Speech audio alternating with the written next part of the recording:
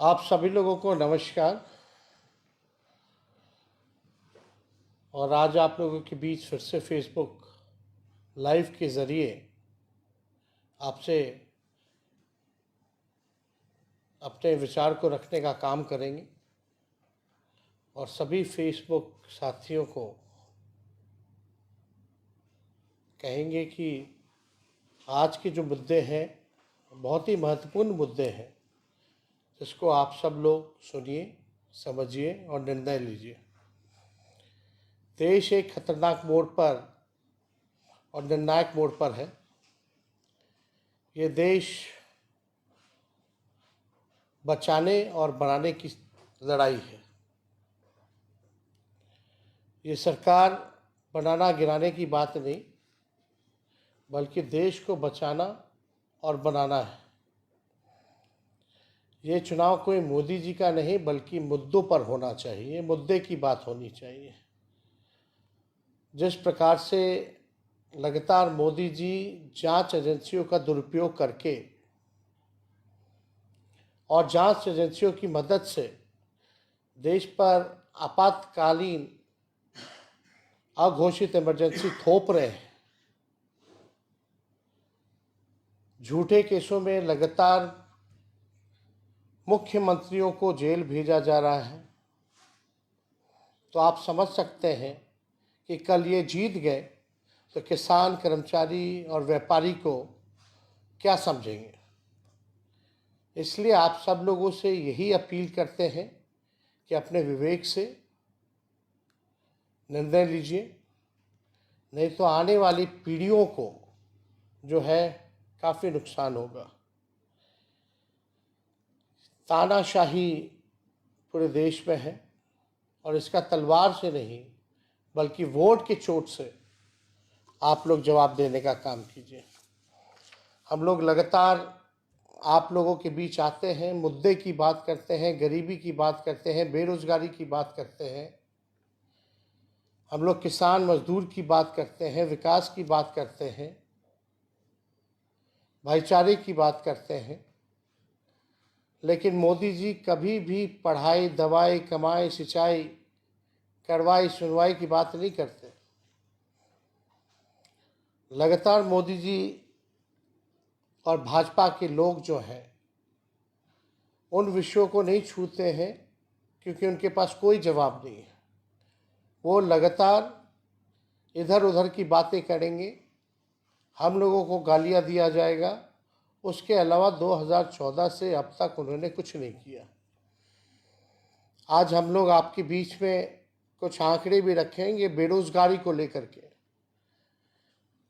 अपने आप से आप लोग पूछिएगा कि मोदी जी के 10 वर्षों में क्या महंगाई चरम पर नहीं है?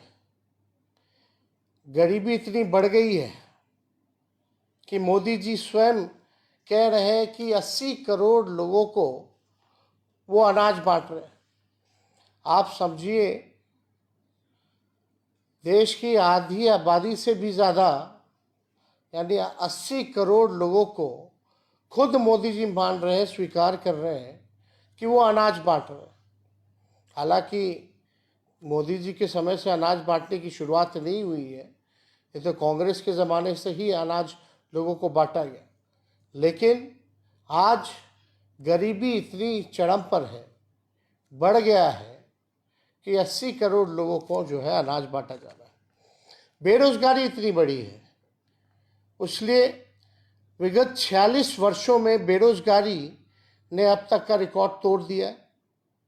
आप देखेंगे, भयानक आंकड़े मेरे सामने हैं। इंटरनेशनल लेबर ऑर्गेनाइजेशन यानी ILO, यानी हिंदी में हम कहें तो अंतर्राष्ट्रीय श्रम संगठन और इंस्टीट्यूट ऑफ ह्यूमन डेवलपमेंट की बेरोजगारी की रिपोर्ट और ताज़ा आंकड़ों में मुताबिक आज देश के बेरोजगारों में से 83% युवा है, यानी 83% जो है युवा है। पढ़े लिखे युवाओं में बेरोजगारी दर जो है 65.5% है, यानी जो पढ़े लिखे युवा हैं उसमें भी 65% है। ग्रामीण क्षेत्रों में सिर्फ, देखिएगा, गांव में आत्मा बस्ती है, ग्रामीण इलाकों में सिर्फ 17.5% युवा के पास काम है। यानी भारत की आत्मा जहां गांव में बसती है, 82% युवा गांव के हमारे देश में बेरोजगार है। आज तक मोदी जी ने इन आंकड़ों के बारे में नहीं बताया। हम आपको बताना चाहते हैं, और ये कोई मेरा आंकड़ा नहीं है, ये ILO का आंकड़ा है। और आप लोगों को समझना पड़ेगा, अपने विवेक से काम करना पड़ेगा। मुद्दे पर चुनाव होना चाहिए, ना कि किसी एक व्यक्ति की बात है। इसलिए मोदी जी कहते हैं, लगातार 400 पार की बात करते हैं, लेकिन मोदी जी ना नौकरी की बात करते हैं, ना रोजगार की बात करते हैं, ना छात्र नौजवान की बात करते हैं, ना किसान मजदूर की बात करते हैं, ना गांव और गरीब की बात करते हैं। मोदी जी ना शिक्षा स्वास्थ्य के बारे में बात करते हैं, स्कूल अस्पताल के बारे में नहीं बात करते। फिर किस बात पर देश की जनता 400 पार करेगी? अगर मोदी जी मुद्दे पर बात नहीं करेंगे तो 400 क्या, 100 भी पार नहीं हो पाएगा। इसलिए मोदी नहीं, मुद्दे की बात होनी चाहिए। आज आप लोगों के सामने हमने आंकड़ा रखा, लेकिन मोदी जी ने क्या क्या कहा था, आप खुद से सवाल पूछिए। 2014 में NDA को 40 में से 33 सीटें मिली थी, और 2019 में NDA को 40 में से 39 सीटें जो है वो मिली। 10 वर्षों से ऊपर नीचे डबल इंजन की सरकार है। मोदी जी के आने के बाद क्या तब्दीली हुई आपकी जिंदगी में, जरा इस पे सोचिएगा। मोदी जी ने 10 वर्षों में आपके गांव को क्या दिया? मोदी जी ने 10 वर्षों में आपके जिला, क्षेत्र, प्रदेश को क्या दिया? मोदी जी ने क्या आपके गांव में अस्पताल बनवाया? क्या स्कूलें अपग्रेड की? क्या आपके जिला के क्षेत्र में उद्योग लगाया? क्या 10 वर्षों में निवेश बिहार में आया? क्या 10 वर्षों में जितना निवेश और विकास गुजरात में हुआ है, क्या उतना बिहार में हुआ है? ये सवाल जो है आप सब लोगों को पूछना चाहिए। मोदी जी ने क्या वादा किया था पिछले बार कि 2022 तक जो है किसान भाइयों का आय दुगना कर देंगे। क्या आय दुगना हुआ किसानों का?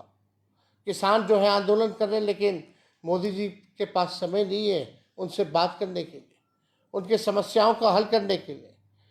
मोदी जी ने कहा था जिसका घर नहीं उसको पक्का मकान देंगे 2022 तक। क्या उन गरीबों को क्या पक्का मकान मिला? ये सवाल पूछेगा। मोदी जी ने कहा था स्मार्ट सिटी जो है वो बनाने का काम करेंगे। क्या आपका पटना या बिहार में जो चुने गए थे स्मार्ट सिटी के नाम पर, क्या वो शहर स्मार्ट बने? ये सवाल पूछिए। स्थानीय मुद्दे, 2 करोड़ नौकरी की बात उन्होंने कही थी, 10 साल में 20 करोड़ हो जाता। कितनों को मोदी जी ने सरकारी नौकरियां देने का काम किया? सरकारी नौकरी तो छोड़िए, जो पदे जो रिक्त हैं उसको भी भरने की कवायद शुरुआत नहीं की गई। जो भारत सरकार में 15-15 लाख रुपए क्या खाते में आए? किसानों का आय दुगुना नहीं हुआ। प्रधानमंत्री आदर्श ग्राम का क्या हुआ? क्या हमारी गंगा को साफ करने का वादा किया था इन्होंने, क्या गंगा साफ हुई? पेट्रोल, डीजल, गैस सस्ती हुई या और महंगा हो गया? सब्जी दाल सस्ता हुआ कि नहीं हुआ? महंगाई बढ़ी या घटी, ये विचार कीजिए। बेरोजगारी कम हुई कि बढ़ी, ये विचार कीजिए। गरीबी बढ़ी कि घटी, ये आप लोग सोचिए। अग्निवीर का क्या हुआ? अग्निवीर में जो सेना, रेलवे में सबसे ज़्यादा बहालियां मिलती थी उसको जो है निजीकरण जो है कर दिया गया, 4 साल के कॉन्ट्रैक्ट पे दे दिया गया। नोटबंदी से किसका फायदा हुआ? ये जो है आप लोग बताइए और सोचिए। बोलते हैं देश का चुनाव है, हम बताना चाहते हैं, जब तक गांव का, आपके गांव का विकास नहीं होगा, जब तक आपके प्रखंड का विकास नहीं होगा, जब तक आपके जिले का विकास नहीं होगा, जब तक आपके प्रदेश का विकास नहीं होगा, तब तक देश का विकास नहीं हो सकता।